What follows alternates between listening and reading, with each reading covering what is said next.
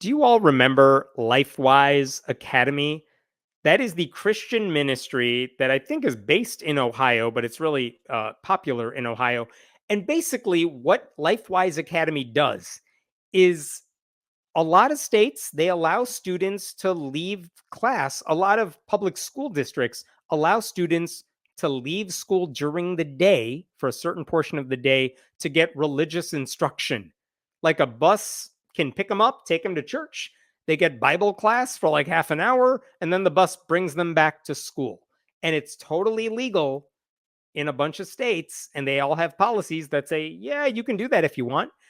And in Ohio specifically, the rules say there are some rules on what can be done here. It's called released time. Students can have access to release time. Any organization can offer classes during that time. Parents have to sign a permission slip opting in to let their kid participate.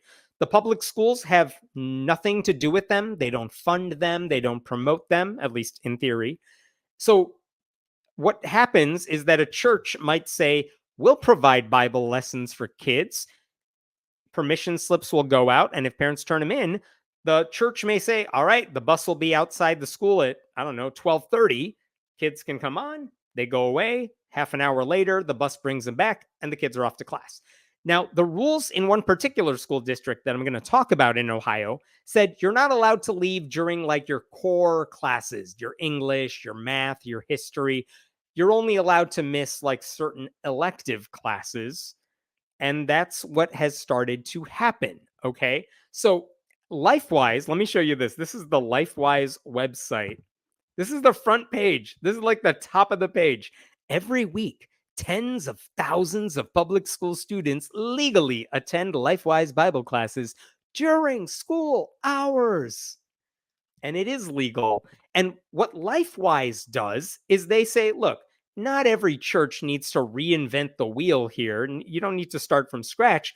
We have the lessons, we have the curriculum, we have the instructors, we got the buses, and we'll take care of everything. What your church needs to do is pay us to use our material, like get into our system, and then your church deals with your local school district, and you can basically purchase like a subscription to LifeWise, and they'll take care of everything from there.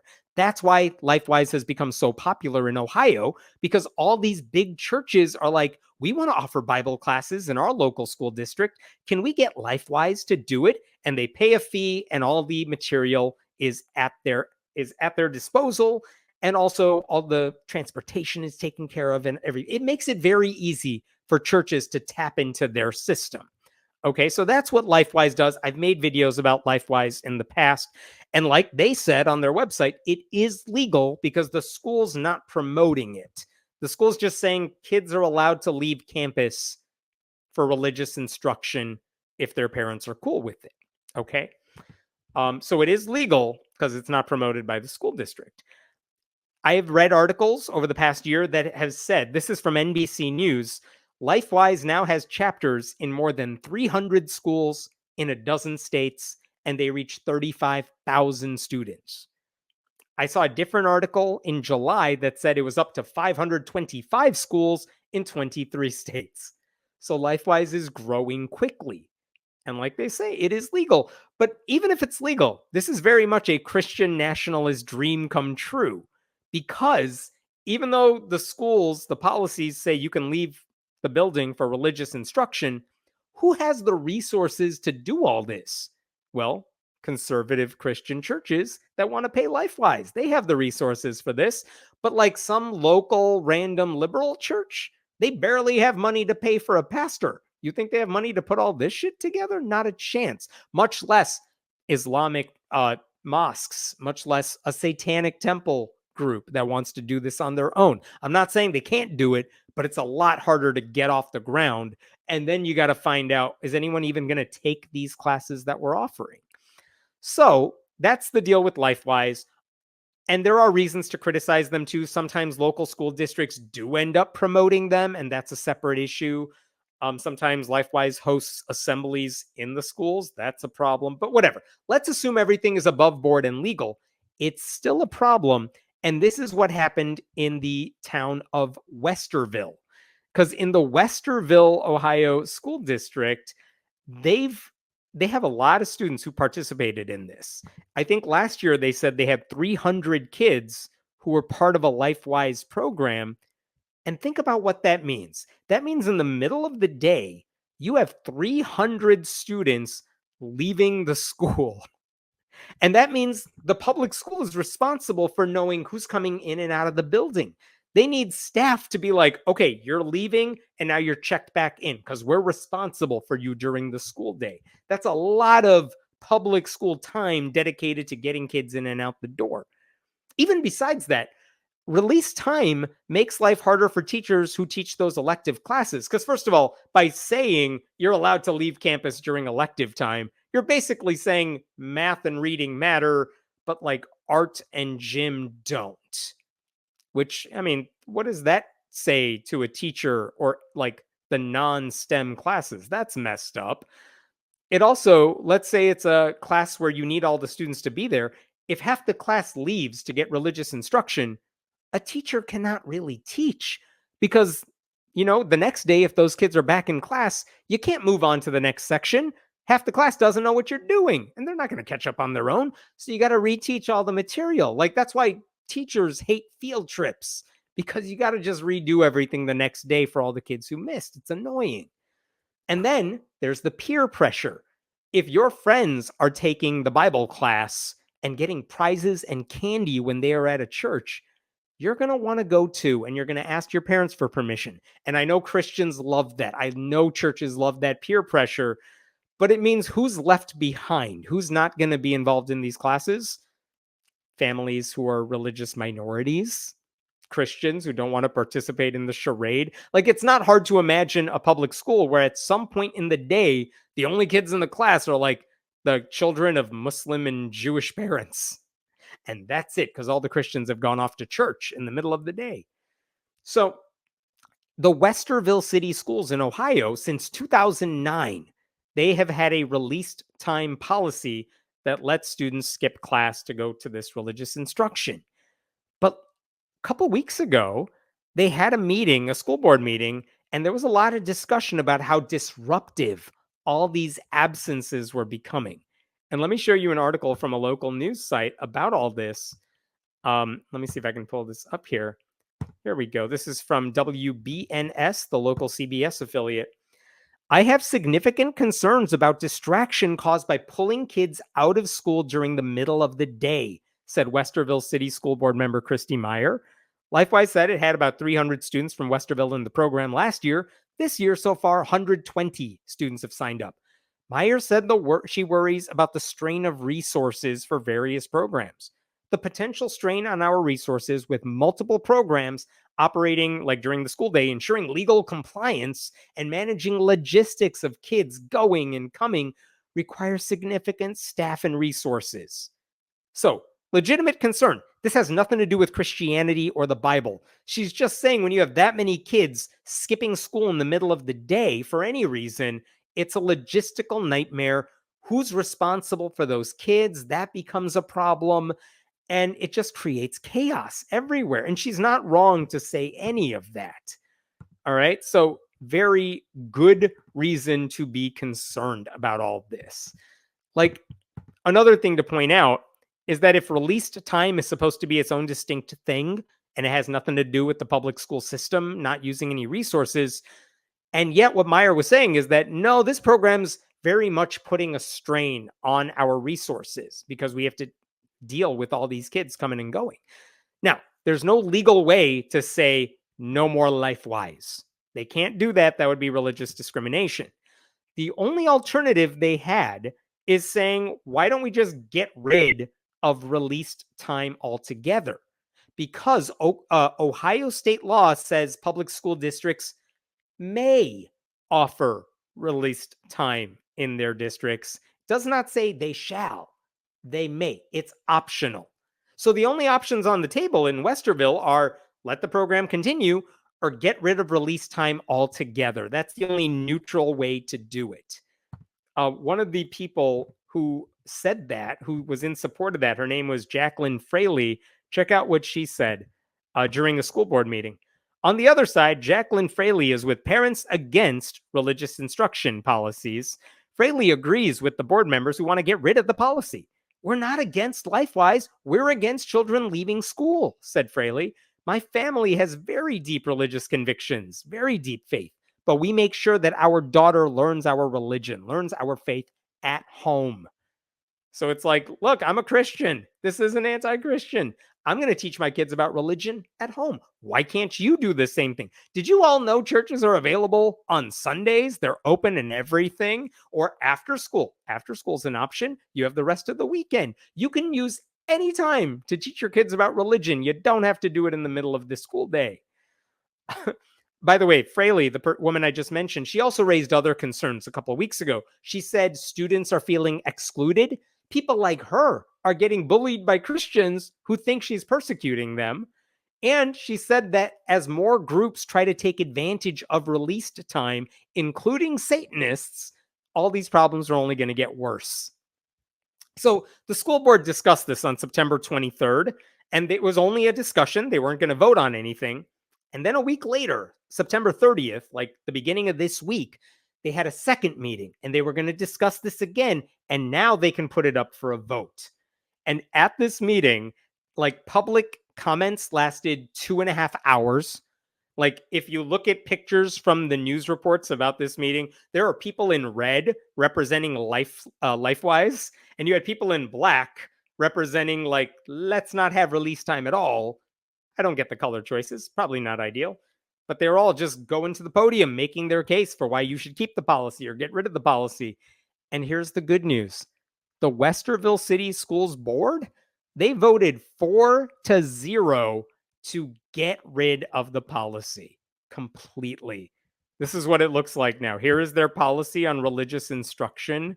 I will show you this. And if you can't really see it, it's because the whole thing is just crossed out now. Doesn't exist anymore. There are actually 5 school board members. One of them is relatively new, so I think that person abstained from the vote. But it was 4-0 to end release time for everybody. And what that means in practice is that LifeWise doesn't get to indoctrinate students during the school day anymore. Now, students are still allowed to skip school for religious reasons if their parents want to call them out, but it would be like an unexcused absence or whatever it is. If it's a faith-based holiday, kids can still leave school. What they can't do is skip school in the middle of the day for Bible class or any other class, because this is an anti-Bible.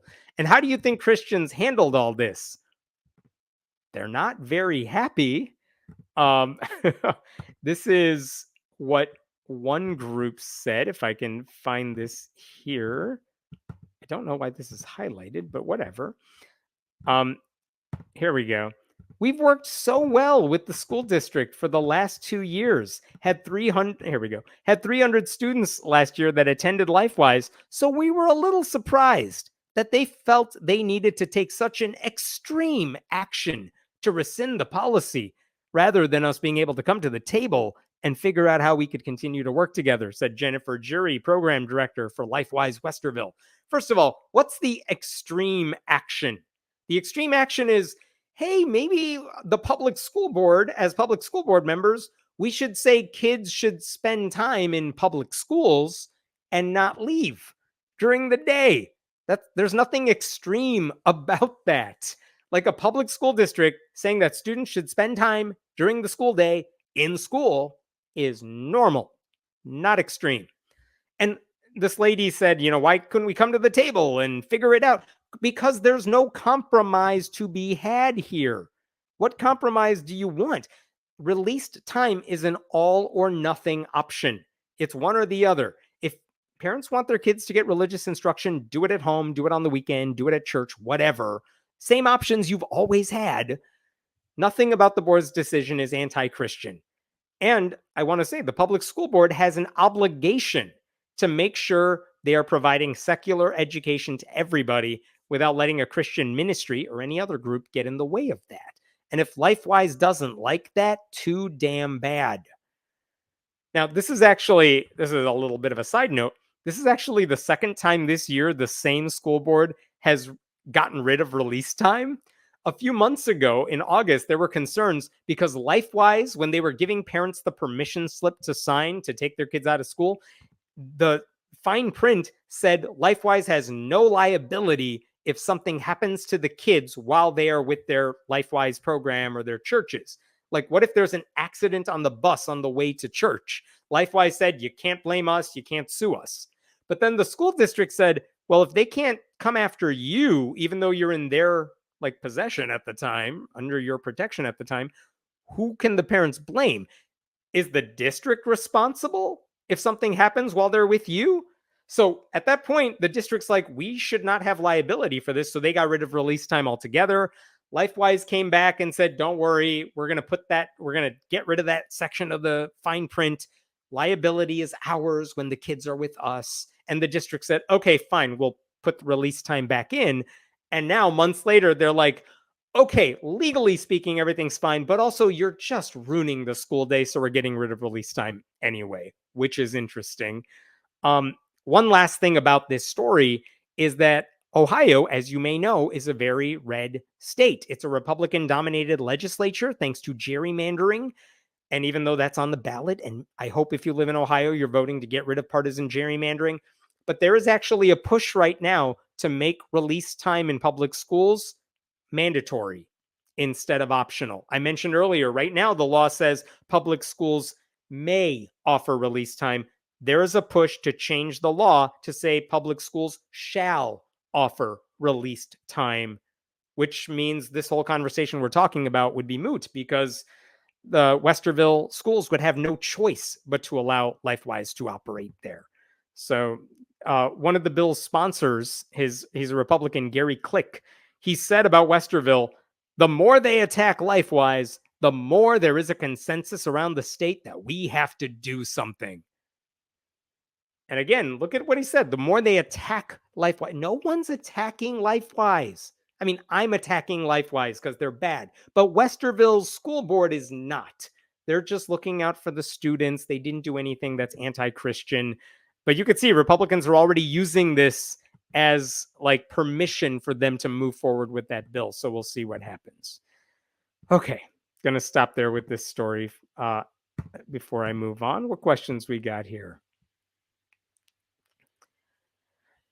It sounds like there are some reasonable Christians after all. There are many. They are out there. I think they're totally wrong when it comes to their theology, but when it comes to church-state separation, they are some of the best allies we could have. And I really do appreciate every time they speak out. I hope more of them do it. It's even better when it's like a pastor saying this stuff. It's great. I actually let my kids go to those Bible thumper things when they asked. Thankfully, they also realized it was a load of shit. As the saying goes, like if you want to, I'm going to butcher it here, but if you want to turn a kid into an atheist, just tell him to read the Bible. It's like sticking a bunch of cigarettes in your mouth, like old school dads. I don't know if this is a real thing they did, but it's like been on TV where like they just stick a bunch of cigarettes. You got to smoke all these at once. And then you get so sick that you never want to smoke again. That's what it is. Make a kid read the KJV Bible. They will become an atheist so fast. What did Andrew Seidel say? Like the road to atheism is paved with Bibles. I screwed that up. You get the point. But I'm right there with you. You want your kids to become atheists? Let them go to church. See what it's all about. I wonder if LifeWise is associated with Project 2025. They sound like they're in panic mode. You know what? I don't know if there is a direct connection, but I have no doubt that if you look at who's funding both of those types of things, the Heritage Foundation for Project 2025 and the company behind LifeWise, a lot of these groups do have the same donors who really like these types of projects. So that part wouldn't surprise me. But as far as I can tell, like right now, superficially, there's no direct connection between the two. Unanimous reason. I know. They voted 4-0 to rescind the release time policy. Very impressive. Good for them. I hope they don't get backlash for it. Why won't Democrats declare a war on Christian nationalism? I consider that terrorism. I'll skip the last part of that. Jared Huffman, Representative Jared Huffman, the congressman, has actually set up a task force to exposing Project 2025. If you go to his official House website, Jared Huffman, Huffman, You can see all the stuff he's posted and the hearings he's held about Project 2025. They do want people to know what it represents and why it's bad, even if you're religious. And he's just done a wonderful job of trying to expose it. But I mean, as much as a congressperson can do, I've actually been amazed at how much comedians, celebrities have used their platforms to call out this stuff. And I'm actually really grateful that Kamala Harris, Tim Walz are also calling it out, because that's the sort of thing that would have been in our circles and not break out of our bubbles at all a few years ago. Like Project Blitz years ago, I don't remember a lot of people outside the church state world talking about that. But 2025, man, Project 2025 is everywhere. And the more people know about it, the less they like it.